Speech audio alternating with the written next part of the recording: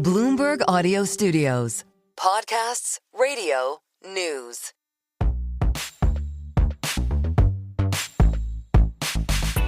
Welcome to Merryn Talks Your Money, the personal finance edition of Merryn Talks Money. In these bonus podcasts, we talk about the best strategies for making the most of your money. I'm Merryn Somerset Webb, and with me today, senior reporter and author of the Money Distilled newsletter, John Stepek. Hi, John. Hi, Merryn.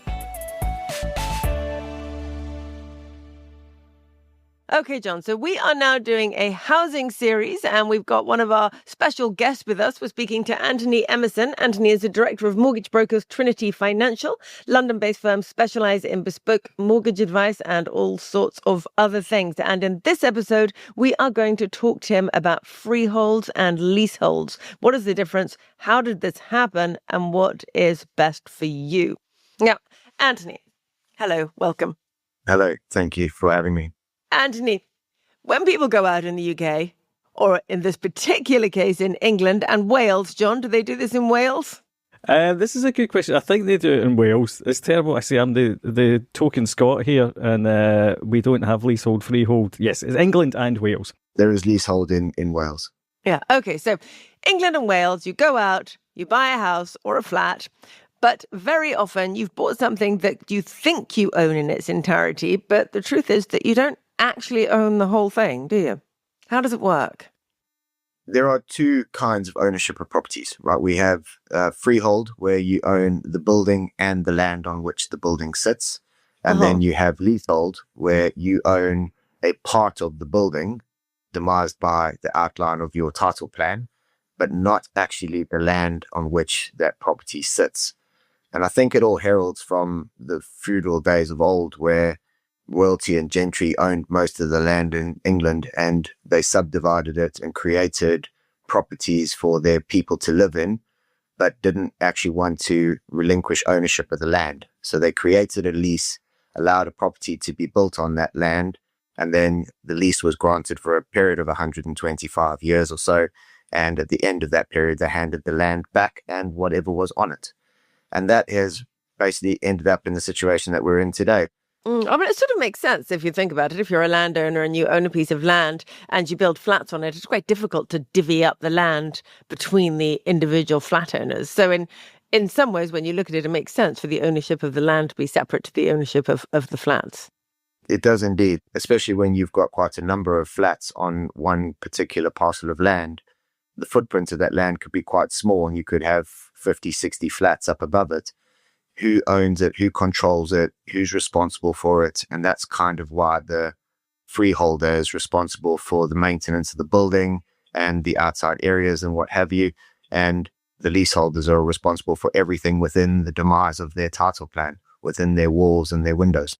Yeah, but this all came to something of a head a few years ago when we found that the house builders were building actual houses as leaseholds rather than freeholds, right? So they were sticking up these houses. People were buying them thinking that they bought a house and they owned it outright, only to find that they actually bought a leasehold. And so they owed ground rent to the freeholder, because you have to pay a rent to the freeholder annually, which is called the ground rent. It's normally very low, but in these cases, it ended up being rather higher than people expected. And then, of course, they were also subject to service charges. Now, that's been outlawed, right? You're no longer allowed to sell a house as a leasehold. Is that right? In certain circumstances, I believe they're still allowed to do it. I can't give you the specifics of those circumstances, but in general now, it is not really seen as something that is done. Most of the new developments where there are houses being built are sold on a freehold title. Okay, so these days, when you're thinking about this, it's really flats that you need to think about. Yeah. Is it possible to buy a flat freehold?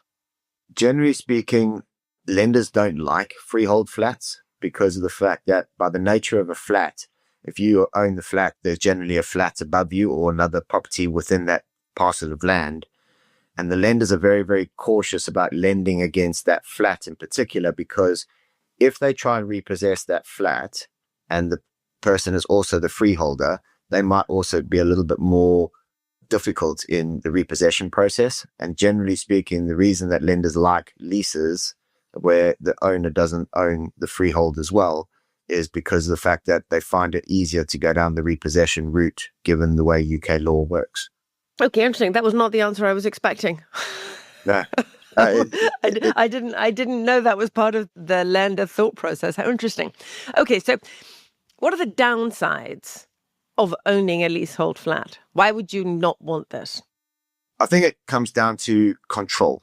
All right. If you buy a leasehold flat and you have a management company or a separate freeholder who's in charge of the property, you're reliant on a third party entity to do their required maintenance programs. They decide the service charges, they decide the upkeep of the building, and you're at their mercy. Whereas if you own the lease, but you also own a share of the freehold itself, then you and the other parties within the unit, or the block, should I say, would be able to decide between yourselves how you want to maintain the building, whether or not you want to repaint it on a 5-year rotating cycle, how you want the common areas maintained, how much that common area costs to maintain. Because all of the people who own the freeholds of these units make a margin of profit on top, because otherwise, why would you be doing it? And that level of profit will vary from person to person, depending on how unscrupulous that freeholder might be. The biggest thing is that control. If you own that freehold, you can decide all of those aspects. You could also decide, fundamentally, the big thing is when you would like to extend that property, you'd like to put a loft on top, you'd like to extend out the back. Only you and the flat upstairs, if you're a Victorian house split into 2 flats, need to decide between you. If you're both okay to go ahead, you can extend the property and away you go. You don't have to pay any amounts of money over to the freeholder to get their permission to be able to do it. Okay, so that works though, Anthony, for a Victorian house with 2 or 3 flats in it. You own the freehold together, you divide it up between the flats based pro rata on floor space, or whatever it is, however you decide to do that. You own a share of the freehold each. You can chat with your neighbours above you or below you to work stuff out. But what if you're in a large 1930s block of flats in central London and there are 280 of you? How are you going to organise it then as a share of freehold? So the share of freehold company can themselves appoint a management company to look after the management of that block. So you then become the client, if you like, who then decides the management company's service criteria, their key performance indicators, and all the other bits and pieces, and decide how much you want done, how much of the garden work you want done, how often you want the lifts serviced, how much you want the common areas cleaned, etc. You have that ability to control it, and you'll have like a body corporate kind of setup where you could have an annual general meeting and decide for the year ahead what kind of insurances, upgrades you want to make, what kind of maintenance programs you want to have, and you'll know what those costs are. Whereas if you don't own a share of the freehold and you are reliant on a totally separate third party, they get to make all of those decisions on your behalf, irrelevant of what those costs might be. The other really important thing when you buy a leasehold is how long the lease is, right? So if you've got a lease that is 900 years long or 150 years long or however many years, it wouldn't necessarily affect the value of the flat as the years tick away. But if you find yourself holding a leasehold that has only, say, 60 or 70 years left on it, then suddenly you really are just renting somewhere, right? As opposed to owning somewhere. And you need to start thinking about extending that lease, which is obviously going to cost a lot because you've got to buy another 40 years, 50 years, 100 years, 900 years of the right to reside off a freeholder. So the length of the lease affects the value of the flat. That's entirely true, yes. There is a point in which there is a term called a marriage value. And that timeline is generally 79 years of lease length remaining, where marriage value happens when if you extend the lease on the property at that point or below that point from 79 downwards, there is a fundamental change in the value of the property because of the fact that you now have a longer, more desirable lease. So although you are paying to extend the lease when it's below 79 years, your value of your home should fundamentally change. Whereas if you've got a 90-year lease and you want to extend it out to 200 years, 900 years, or whatever it might be, there isn't necessarily a change in the valuation of your property but there is obviously a change in the desirability of your property. And there is a new Leasehold Reform Act coming through, right, for England and Wales. Correct. Which is going to change a lot of the infrastructure inside which leaseholds work and attempt to make it easier to extend your lease, removing marriage value completely, which seems a little unfair on the freeholders maybe, ground rent being slashed so you can't charge people these ratcheting up fees every year, and changing some of the qualifying criteria to make it easier to get the right to extend your lease, all this kind of thing. And I think also a full ban on leasehold houses, as discussed earlier. So all these things are coming down the road, and that should mean that it's easier or maybe more desirable to buy a leasehold flat in future. There's nothing fundamentally wrong with a leasehold flat. If you've got a good management company and you've got the right length of lease, etc., a leasehold, it really doesn't have that much of a negative effect on ownership and enjoyment and all the other bits and pieces. I think the problem really comes when you have a poor freeholder who doesn't really do their required portion. And I think the Leasehold Reform Bill will make it easier for people who are in a position where they haven't got a decent freeholder to be able to get out of that position and be able to get to a point where they could extend their own lease, start their own management company. The lease extensions are going to go from extending it by 90 years to now 990 years. We are going to make it cheaper, easier to extend the lease and buy the freehold. Like you said, remove that requirement to pay the marriage value, because one of the biggest arguments is always exactly what is that marriage value worth? Yeah. Is it the freeholder who decides the marriage value? And then you have to go to arbitration to be able to try and work out between you a number that everyone agrees upon. And I think that is really what puts a sour taste in everyone's mouth, to be able to say, actually, you know what? Now, when I come to this point with my leasehold flat and I need to extend it, there should be more of a structure that is allowing me to be able to achieve what I want to achieve without all the nonsense that goes with it. That Leasehold Reform Bill is also going to remove the presumption that leaseholders have to pay the landlord's legal costs. You know, we have to extend the access to redress schemes for leaseholders where the freeholder manages the property directly. We have to ensure that there's relevant property sales information is provided to leaseholders in a timely fashion from the freeholder, etc. So there are things in that Leasehold Reform Bill that will help. It just hasn't yet been put in place fully, to my knowledge. I think it's still pending. So let's say I am a first-time buyer or someone in the market for a flat to live in rather than as an investment property. What would you say is the minimum viable leasehold? You know, if I go on Rightmove, should I be saying, nah, I'm not taking it unless it's at least 125 years or, 100 years? Is there a consensus on this? The general consensus is that lenders aren't overly comfortable lending on a property where the underlying lease at the point of application is 85 years or under. So it's not quite the 79. And because of the fact that it's 85 is because there was a qualifying period where you had to own the property for a 2-year period before you were allowed to apply for a lease extension. You know, the Leasehold Reform Bill will do away with that qualifying period, but it's 80 to 85 years at the start of the term. And then a lot of lenders have a minimum period remaining at the end of that mortgage term. So when you said, what am I looking at? Which one should I get away from? The shorter the lease, the more narrow the field of lenders that you can pick your finance from, because of the fact that their criteria might not allow you to apply to them because of the underlying lease lender. Let's say I'm thinking I'm going to live in the flat for 5 years. I should be conscious of the fact that the lease is going to be 5 years shorter by the time I come to sell. So, for example, if I'd bought one at 90, then I'd be getting to the 85 by the time I was going to sell my flat.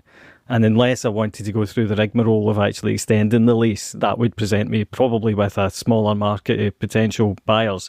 Is that fair to say? That's absolutely right. It's something that you don't think of every day because of the fact that you only tend to think about these things at either the point of purchase or the point of sale, but not in between. And a lot of people find out to their detriment that they're now in this position where they have to either apply for the lease extension to the freeholder because of the fact that they are beyond the qualifying period. And then they can allocate that extension to the purchaser. And then the purchaser has to extend the lease at the point of completion to allow them to have full choice of lenders, etc. It extends the purchase journey. It extends that cost of that purchase. And a lot of people just can't be bothered to actually go down that road because as a first-time buyer, everything's new to you. And then to throw this added level of complexity in might make your property less desirable and therefore achieve a much lower sales price. You could always extend the lease yourself and then put it on the market with a long lease. But again, you're probably looking at a fair few £1,000s of costs to be able to extend that lease. And then if you are below that sort of 79 years and what have you, then, you know, there might still be a marriage value at this point in time. And you don't quite know what that cost is. There are calculators on the web where you can go in and you can enter in your ground rent and your service charge and all the other lease lengths, and they can give you an approximation of what it might be. But it is just an approximation. And like I was saying earlier, you've got that situation where people have to then maybe possibly go to arbitration between the freeholder and yourself to work out exactly what that price is. And that's where I think leaseholders who are trying to sell into the market need to do their homework and need to get the property right from a legal perspective and put it into the market in its best light to be able to achieve the best sales price. Yeah, and a lot of this sounds like the really fundamental issue is whether or not your freeholder is a decent individual or not, or a professional. Is there any way to find out more about the situation with the freeholder other than by asking other people? Well, actually, asking other people in the flats might be a good way to do it, but is there anything you would consider in terms of added due diligence if you're looking at a leasehold flat? We've always said to our clients, and it's something that some people do and some people absolutely shy away from, but go to the building, go and knock on some of the other doors, because you're probably not going to get the most honest answer from your vendor, the person selling the house. But if you knock on the doors of, maybe it's a unit with 3 or 4 flats on it, go knock on the other doors, find out if they are the owners, and ask what their opinion is of the freeholder. Have they done anything that they required permission from? What was the journey like? Because that's the only way that you'll find out any feedback, because there's no register, if you like, as to what that person and how they handle their duty. And people change. They might be great for a couple of years and then have personal circumstances that change, and then they might not be so great. Yeah. And that's kind of why that whole ability with the Leasehold Reform Act to be able to get out of that situation and buy your freehold and become your own sort of managing agent, if you like, would be much, much better for clients. Interesting, isn't it? I mean, although you say that you might not get the full truth from the vendor, they're kind of legally obliged to tell you all this stuff now, aren't they? I remember the story we've had recently in the press about the people who had to take back the house with the moths in central London because they hadn't been told the full truth about the moth infestation. I get that, but I think it depends whether or not your seller has actually had any dealings with them other than just paying their ground rent. If you want to buy the flat, right, and it hasn't been improved upon or extended or anything like that over the course of the last 20, 30 years or whatever it might be, that person might not have had any dealings with that freeholder on extensions, lease extensions, changes, and find out how engaged they are. Because other than you receiving a notification in the post saying your ground rent is due this year and this is what it is and this is your service charge and you're paying those 2 figures, that's the only interaction that you might have with the freeholder. Obviously, you can look at common areas and the outside and see how that looks and how that's maintained. And you can make a judgment call of how the freeholder runs their property from that side of it. But you might be 4.5 years into a 5-year cycle where they update that. So you need to find these things out. All right, brilliant. I think we better end it there, but the key message is this is quite complicated. When you're looking to buy a flat, do so really very carefully indeed. Anthony, thank you so much for joining us today. We really appreciate it. Absolute pleasure. Thanks for listening to this week's Merryn Talks Your Money. If you like our show, rate, review and subscribe wherever you listen to podcasts. Also be sure to follow me and John on X or Twitter at MerrynSW and John_Stepek. This episode was produced by Summer Sadi and Moses Andam, sound designed by Blake Maples. Special thanks, of course, to Anthony Emmerson. Questions and comments on this show and all our shows are always welcome. Our show email is merrynmoney@bloomberg.net.